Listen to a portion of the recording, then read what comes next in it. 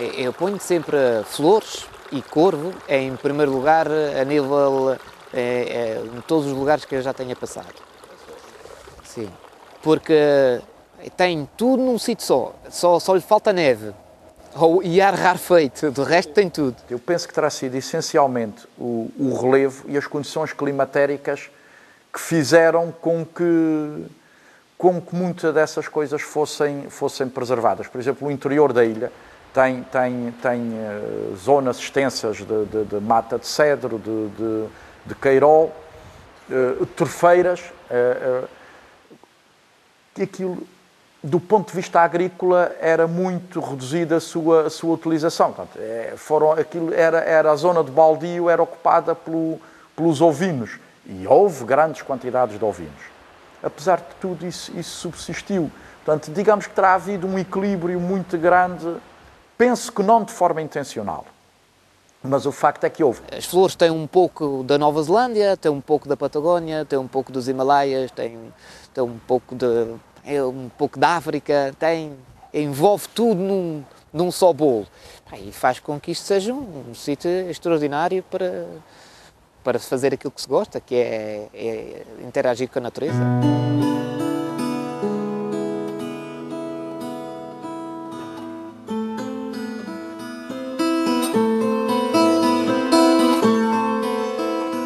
A Ilha das Flores localiza-se a oeste da crista médio-atlântica, está alicerçada em plena placa americana e tem o seu ponto mais alto no cone vulcânico do Morro Alto, que podemos ver ali atrás, e que está a uma cota de cerca de 915 metros.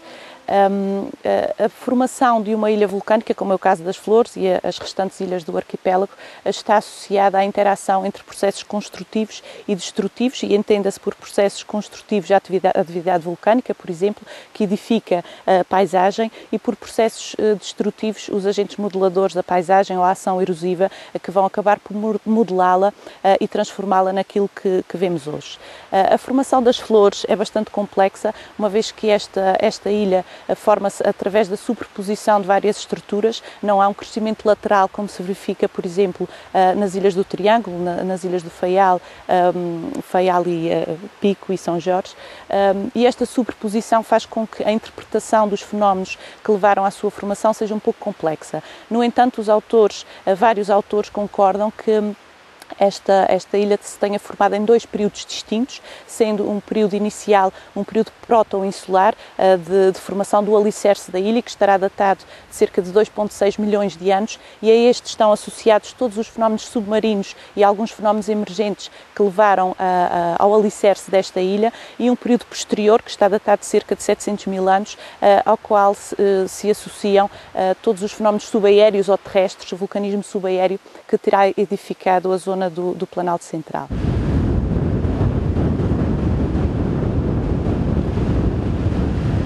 Vento faz em todas as ilhas, mas como faz nas Flores e Corvo, eu penso que não deve fazer mais nenhuma. As tempestades são sempre criadas aqui para o oeste, elas vêm sempre daqui de baixo e elas vão sempre se desgastando. Quando elas chegam o grupo oriental já tem muito menos intensidade de ventos do que não tem quando passaram aqui nas Flores. Os mares daqui são sempre mais crespos, há pontas da ilha que nos parece às vezes que devia estar bom, mas a gente chega lá e está sempre aragem, está sempre a rebentos, e está sempre marés rijas às vezes, marés fortes. É sempre um mar diferente, é sempre um mar que parece de manhã cedo, está um ótimo dia e 2 horas depois as coisas já não são nada parecidas com aquilo que eram. Já se complicaram mais um bocado. E por vezes a gente vá com a ideia que vai ter um bom dia e que vai vir no outro dia só, e a meia tarde a gente já volta para a terra porque as coisas já alteraram todas. E a gente vive num clima diferente de toda a gente, no grupo ocidental.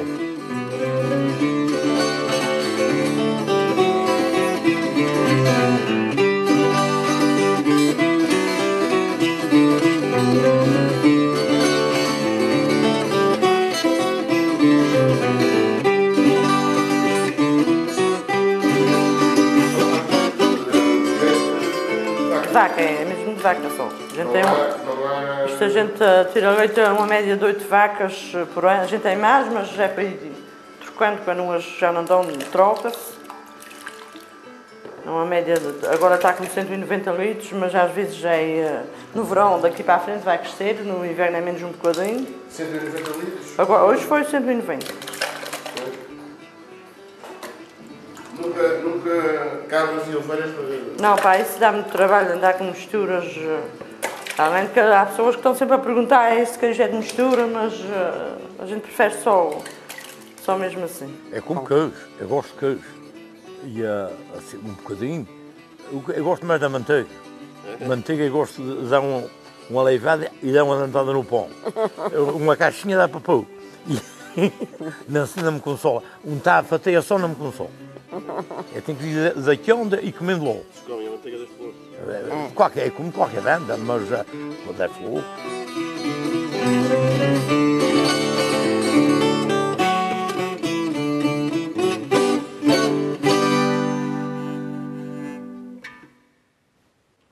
Pronto, este foi o nosso pezinho, que, só para a tua curiosidade, ele é tão simples no seu original que é só isto. Claro.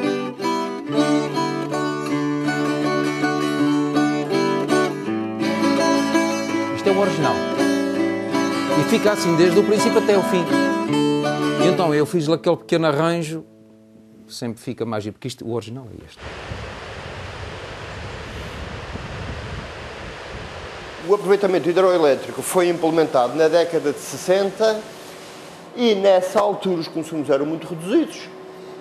Foi implementado com 3 grupos de 370 kVA e um grupo térmico de 500, da ordem dos 500 kVA. E nessa altura, na década de 60 e ainda muitos anos, até princípios de 70, meios de 70, aquilo era praticamente só ou quase só de origem hídrica. A partir depois do 25 de Abril, finais da década a partir de 74, 75, 76, que os meios, as condições de vida foram evoluindo e que foi aumentando o consumo, foi-se saturando a capacidade de produção de energia hídrica da ilha e quando chegou ao ponto que passou-se a consumir térmico. Daí que é um dado adquirido para as pessoas a produção de energia elétrica a partir da fonte hídrica.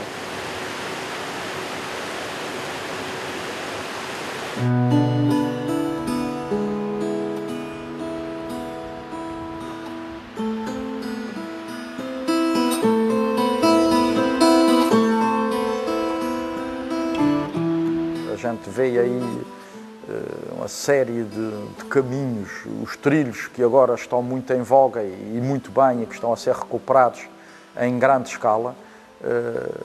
É uma coisa incrível. Gente que não conhecia matemática, gente que não conhecia física, gente que não tinha a mínima noção da topografia, que rasgaram caminhos por essas ravinas abruptas, com declives, coisas impressionantes, aquilo ao olho, mas que demonstra exatamente isso, um conhecimento profundo do terreno e um conhecimento profundo de tratá-lo e de alterá-lo de forma a tirar benefício próprio para isso. Eu lembro de ver o primeiro carro para as Flores. O primeiro automóvel, a primeira caminhoneta que veio para as Flores foi o professor Páscoa. E meti Antônio Jacinto, que é o furtado da vila, já morreu. É que foi o chofer, estava em casa dele e eu mandei-lhe no Feial tirar a carta. Foi quando abri a estrada de Maurício para as Lajes, dali da Ponta Rebelha Cruz para lá. E meti é que foi o primeiro chofer da Flores e o primeiro carro que veio para as Flores foi uma carrinha, que era uma caminhoneta, para o Páscoa, e daí depois então veio para o Serpas, e veio para o Flores, e veio para a firma das Lajes, e depois foi continuando, e não está a casa nenhuma que não tinha 3 quartos. Cada um tem um. Olha, a minha casa, a minha mulher tem aquela caminhonete. Eu tenho 2 motos. Eu tenho 2 filhos em casa, cada um tem o seu carro. Tem outra que está viúva, tem o seu carro. Veja lá. O filho tem outro. Tem 2 filhos, cada um tem o seu. A nora tem o seu. O genro tem o seu. O senhor veja. Toda a gente tem carro. Pode haver aqui na nossa ilha, eu digo que são 400 e tal pessoas. Não é? 4.000 e tal. 4.000 e tal. 100, pode ser 100 que não tenha carro, mas tudo tem. Tudo tem, senhor. Antes assim. Há pessoas que dizem assim, havia vir para trás. Não, eu nem queria, que eu já sei o que é que passei quando era pequeno. A gente ficava um ovo para 3. E hoje é como 4, 5 e aquilo não dá para nada. É preciso ver isso. As artes persas aqui são as artes tradicionais, é aquilo que sempre foi usado pelos antigos aqui, é a pesca que se usa. Houve algum tempo aí no passado já que usaram algum palangro, mas nunca foi assim muito. Mas atualmente já há anos para cá, já há uns bons anos, não há palangro nas flores, nem palangro, nem rede. São as pescas tradicionais, é linhas e anzóis, e é a pesca que eu acho que se devia praticar em todo o lado. O mais longe que a gente vai aqui, que eu chego a ir aqui, é para Norte do Corvo. Mas é lá a Norte do Corvo, mas é relativamente encostado ao Corvo. Lá para a ponta do Norte do Corvo. É o mais longe que eu costumo ir. Quando vou para aí, geralmente nunca é pesca de um dia, é sempre pesca de 2 e 3 dias.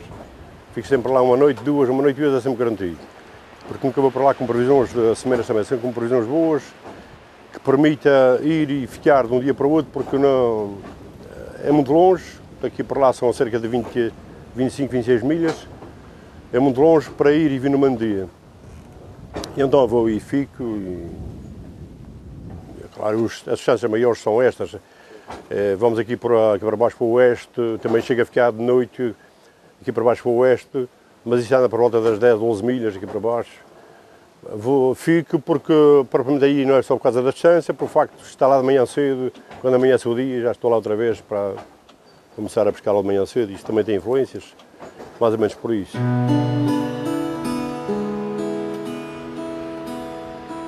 Em termos geomorfológicos, a ilha é dividida também em 2 unidades distintas, a orla periférica e o maciço central, e à orla periférica estão associados essencialmente escarpas costeiras e arribas fósseis, as zonas que teriam sido antigas linhas de costa.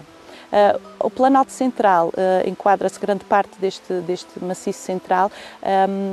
Esta é uma zona muito importante, uma vez que é uma zona topograficamente deprimida, ligeiramente aplanada, e o facto de nesta zona se também verificar elevada pluviosidade, como podemos ver, favorece a acumulação de grandes massas de água, o que levou ou que potencia a existência de importantes trofeiras. Nesta zona podemos dizer que são as mais importantes e mais belas trofeiras do Atlântico. Aqui temos o exemplo da Lagoa Negra, que é também uma cratera de explosão, e este tipo de formação está associado normalmente à atividade freática ou freatomagmática. No caso da formação da Ilha das Flores, estas formações incluem-se num estado final da formação insular, ou seja, são relativamente recentes quando se fala da história geológica da ilha.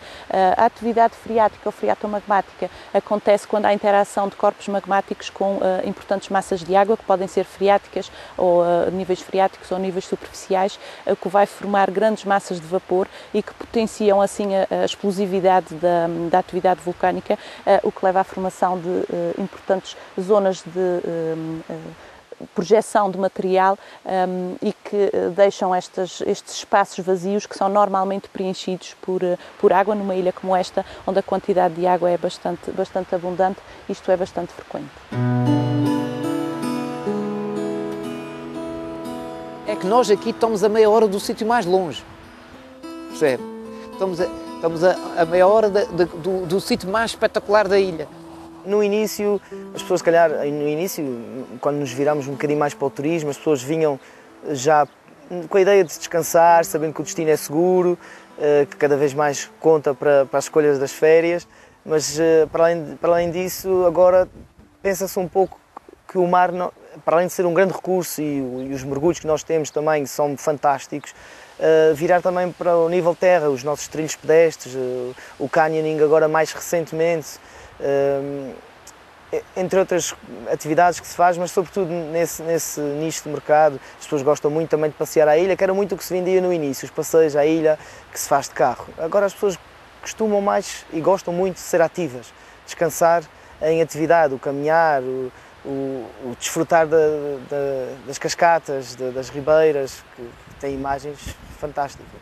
Tenho dificuldade em transmitir o que é as flores na realidade. Não é Não. Eu, por vezes, viro umas fotos no telemóvel ou assim, ou num ou outro site que tenha mais fotos para dar uma noção do que é a ilha, mas nunca se consegue transmitir a realidade. Em vez de partilhar a minha experiência, vou partilhar as experiências que eu vou ouvindo, nomeadamente nos encontros que nós temos feito cá, e digamos que está muito bem classificado no âmbito do turismo de natureza, quer para os passeios pedestres, mas sobretudo refiro-me mais concretamente ao canyoning. Sim. O que é que essa gente tem dito quando passa por Falam muito bem do potencial desta ilha, sobretudo os europeus, quando comparado com outras ilhas, como por exemplo a Ilha da Reunião, que fica no Índico, próximo de Madagascar, que tem um potencial muito grande, mas que é muito cara a deslocação lá. Já tive vários feedbacks de pessoas que foram lá e que vieram cá e que simplesmente dizem que eventualmente há um canyon lá que vale a pena, porque tem uma vertical muito grande, mas que a diferença de valores de viagens para cá vir, no fundo, mais vale cá vir, não é? Quanto mais viajamos, quanto mais conhecimentos temos sobre vários temas, como a fotografia, a natureza, o potencial e a informação que ela dá, cada vez gostamos mais disto.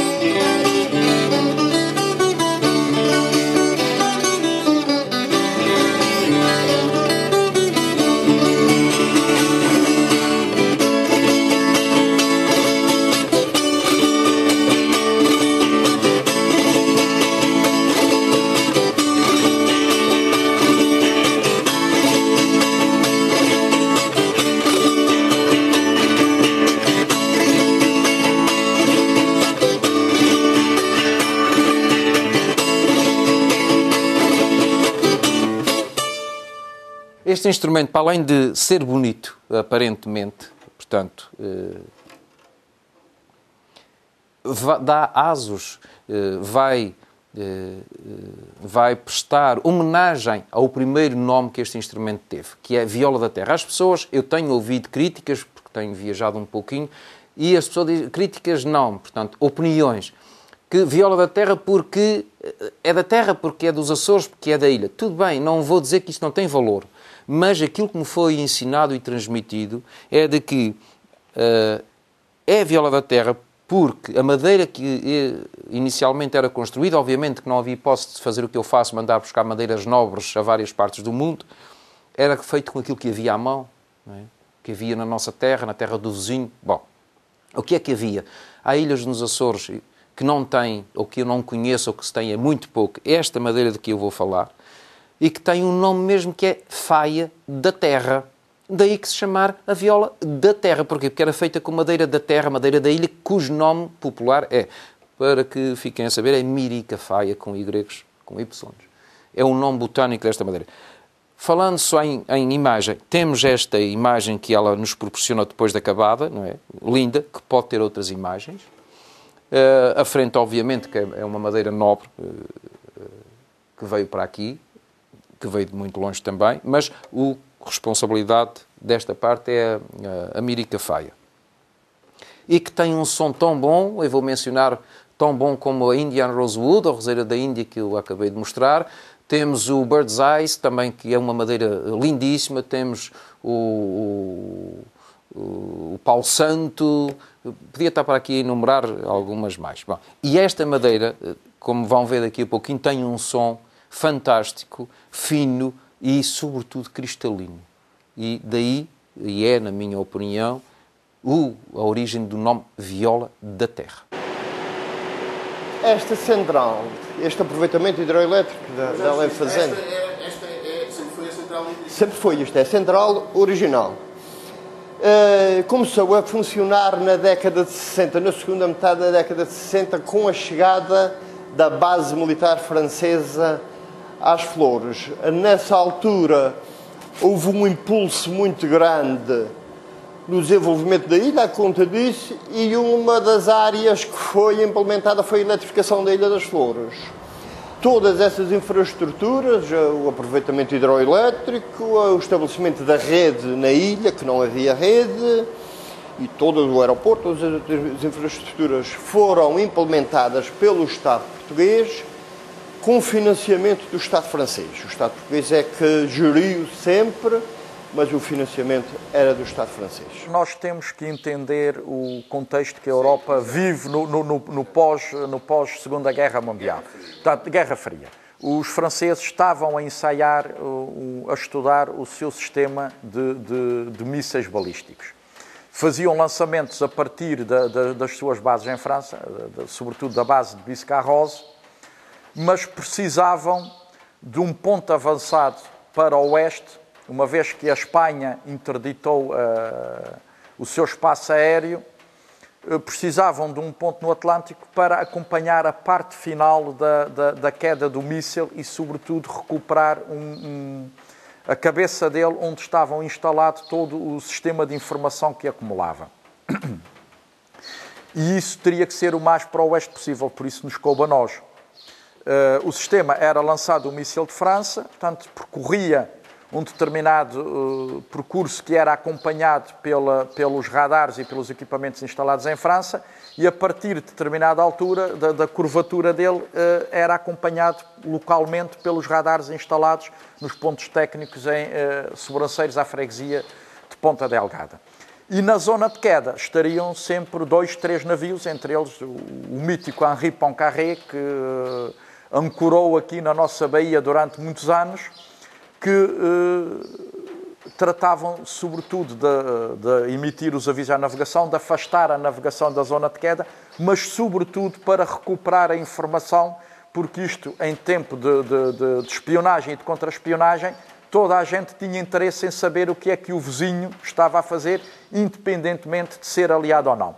E o caso do De Gaulle é típico nisso. Ele nunca acreditou muito, nunca confiou muito em entregar a defesa francesa aos Estados Unidos da América. Portanto, fazemos parte de uma aliança, que é a NATO, vamos estar na NATO, mas a França tem que ter meios e tem que desenvolver o seu próprio sistema de defesa. E é nesse contexto que é instalada a estação francesa aqui, que vem em 66, e podemos dizer que, de certa forma, os franceses trazem o século XX consigo. Os franceses, a estação telemedidas francesa nas Flores, era um cliente especial. Especial pela função e especial pela dimensão dentro do sistema das Flores, porque o resto era tudo muito pouco. E então a instalação aqui estava preparada para, em caso de necessidade, isolar o resto da ilha e a energia ficar conduzida só para os franceses. Claro que depois as localidades na proximidade da estação aproveitavam, porque era só uma linha e era para ali. Mas havia a possibilidade que, em caso de falta de energia, fosse por que motivo fosse, de avarias, ou seja lá o que fosse, falta de água, fosse lá o que fosse, isolava-se o resto da ilha, ficava sem energia e os franceses tinham que ter energia devido ao que era feito na base, e essa situação existia. Marcam definitivamente a vida nas Flores naquele período. Primeiro, por o grande investimento que é feito aqui, que nós teríamos que ter esperado pela autonomia e por muitos anos de autonomia para se realizar tudo aquilo que foi feito em muito pouco tempo. Foi construído um bairro residencial, foi construído um aeroporto, foi melhorado o sistema de telecomunicações na altura dos CTTs, Correios, Telégrafos e Telefones, foi rasgada, finalmente chega um carro a Ponta Delgada, foi acabada de rasgar a estrada até Ponta Delgada, foi construído um hospital com valências muito grandes para os locais, raio-x, análises clínicas, dentista, médicos, cirurgias, não tão pequenas quanto isso, chegaram-se a fazer cesarianas, chegaram-se a fazer no âmbito da ortopedia. Em termos de costumes também, portanto, a mini-saia vem com eles, o biquíni vem com eles, a ida das senhoras ao mar e maior coisa, sofre um incremento muito grande nesse período. E houve uma convivência muito grande e muito estreita entre as duas comunidades.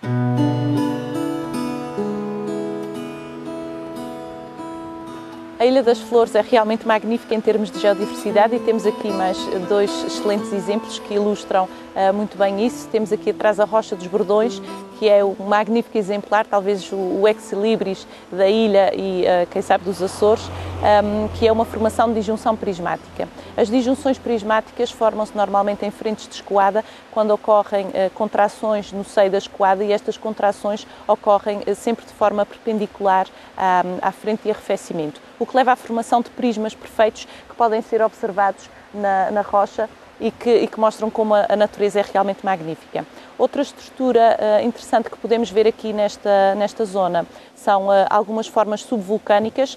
Vemos aqui deste lado dois exemplos, ali na zona do Pico dos Porcos, uma chaminé, e as chaminés formam-se quando há preenchimento de uma antiga chaminé vulcânica, num vulcão em potencial atividade. Há preenchimento desta chaminé por material magmático e a posterior erosão do material que o circunda acaba por deixar exposta esta formação, a que chamamos de agulhas ou chaminés vulcânicas. Outro exemplo da atividade subvulcânica são os filões, e os filões formam-se quando há preenchimento de fraturas por material magmático, e ao arrefecer este material forma corpos rochosos que cortam as rochas encaixantes. Quando posteriormente atuam os agentes erosivos, estes vão atuar mais fortemente nas rochas que são mais facilmente erodíveis, nas rochas encaixantes, e devido ao facto destas massas rochosas a serem mais resistentes à erosão, elas acabam por se manter salientes e se erguerem abruptamente na paisagem. Este fenómeno chama-se erosão diferencial. Isto é bastante comum e bastante visível na paisagem da Ilha das Flores, exatamente por esta ser uma ilha bastante antiga. Como falamos, está datada, as rochas mais antigas estarão datadas de cerca de 2,6 milhões de anos. Isto não se verifica, por exemplo, nas ilhas mais recentes do arquipélago.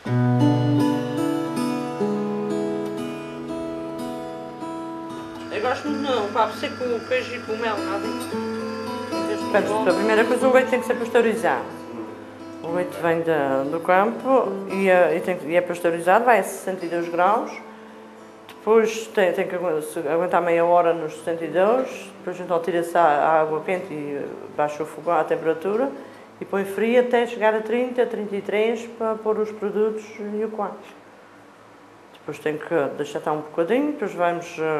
Eu, no caso do fresco, é só pôr nas formas. O curado tem que ir tirando, estourando e mexendo até chegar para aí 1 hora e tal, para conseguir pôr nas formas, tirar o soro, depois vai para a prensa. Isto queres depois reduz a metade do tamanho? Mais ou menos, menos de metade, isso fica com 370 gramas, mais ou menos. Portanto, agora mais ou menos já volta em termos de tamanho de metade deste. Pois, aí é que está. Sim, portanto, isto tem estas cintas aqui à volta e ele fica mais ou menos pela altura da cinta. A gente é pessoa para mais 20 anos, 30 anos, e vamos a contar agora até esta ocasião. A gente queria contar até 100 anos a trabalhar e 10 anos para descansar. O que é que vocês têm agora de gado?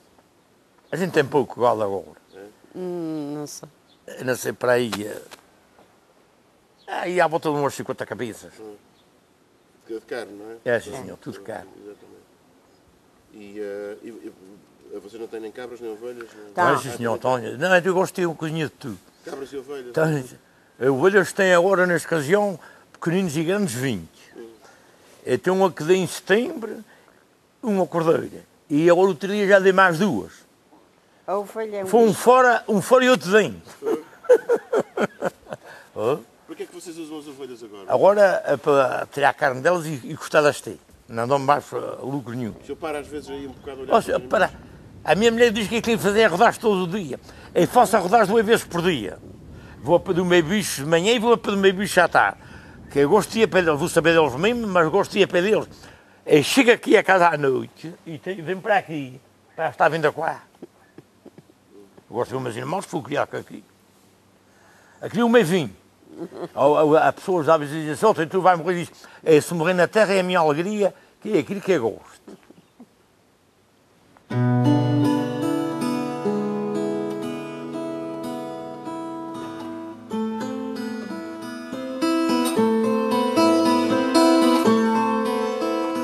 Roberto Mesquita é um caso talvez singular na literatura portuguesa, porque apenas com um pequeno livro, que não são muitos poemas, uma edição póstuma, consegue um lugar de destaque na história da literatura portuguesa. É um homem que nasce em 1871 e morre em 1923. Infelizmente morreu relativamente novo. Que saiu muito pouco das flores. O que, de certa maneira, contraria um pouco a questão do isolamento, das dificuldades de comunicações, e a partir das leituras que ele faz, de Verlaine, de Rimbaud, entre outros, dos portugueses, ele constrói e escreve a sua própria obra literária, que começa por publicar em jornais locais, de Faial e das Flores, e que depois se estende até às revistas mais respeitadas do simbolismo português, os Novos e a Ave Azul.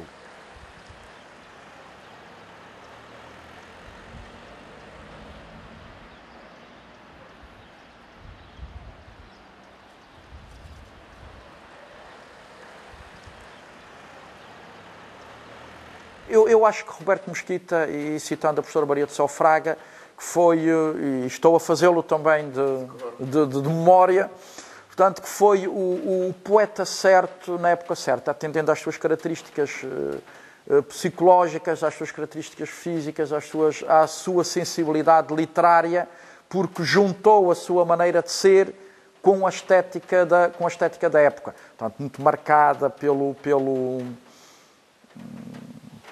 e aqui talvez tenha a ver o clima dos Açores, portanto, estes dias de capacete baixo, de nevoeiro, de umidades, o zeppelin do Mesquita, e ele soube aproveitar isso muito bem.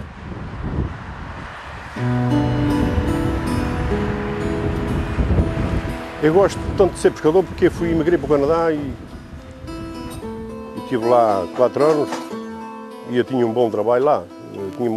E pagavam bem lá. Eu já na altura, eu vim de lá em 92 e já andava por volta das 21 dólares a hora. Mas o mar fez-me tanta falta que eu tive que voltar para as Flores. Eu vim cá 2 anos e meio depois de estar lá, vim cá de visita. Andei o mar aí com uma lanchita que estava aí enquanto estive cá. Havia bastantes gorazes na altura, havia bastante peixe. E eu a vida para mim é essa, não é aquela que eu tenho lá fora no Canadá. Ela lá fora não diz muito porque eu leio um área que não chega a mar, não cheira a algas, não cheira a búzios, não cheira a nada. Não tem marisco. É por lá que eu vou outra vez de volta. E vim para as Flores. Em vez de ter, sei lá, 200 clientes num mês de agosto, por exemplo, prefiro ter os mesmos 200 clientes, mas espalhados no tempo. Ter 10 ou 20, porque isto é uma coisa pequena, como eu disse. E sei que certamente irá crescer, mas prefiro ter espalhado no tempo e isso vai-me fazer ter maior sustentabilidade. A minha noção que eu tenho sobre um turismo de natureza é que se eu não for o primeiro a cuidar dele, o meu trabalho já tem uma marca, já tem uma data marcada para que daqui a uns anos termine. E se eu tiver esse cuidado, outros que vêm a seguir poderão continuar esse trabalho, poderão continuar essas empresas ligadas à interação direta com a natureza. Aqui depois vamos ver. Tem que ser uma música açoriana ou pode ser outra coisa? Não, pode ser até uma coisa tua. Não, a minha. Sim, já tem uma coisa tua que... Eu vou ver se eu consigo.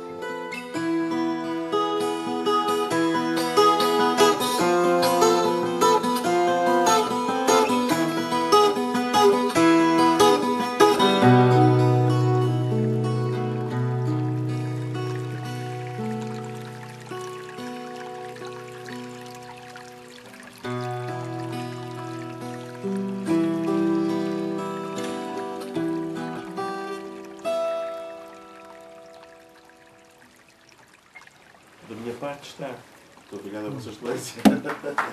Isto não disse aí, mas de qualquer maneira, esta temba que foi feito sentado no meu terraço ali e foi uma homenagem exatamente. Eu estava a ver as minhas plantinhas nascer e foi uma homenagem à natureza e à terra.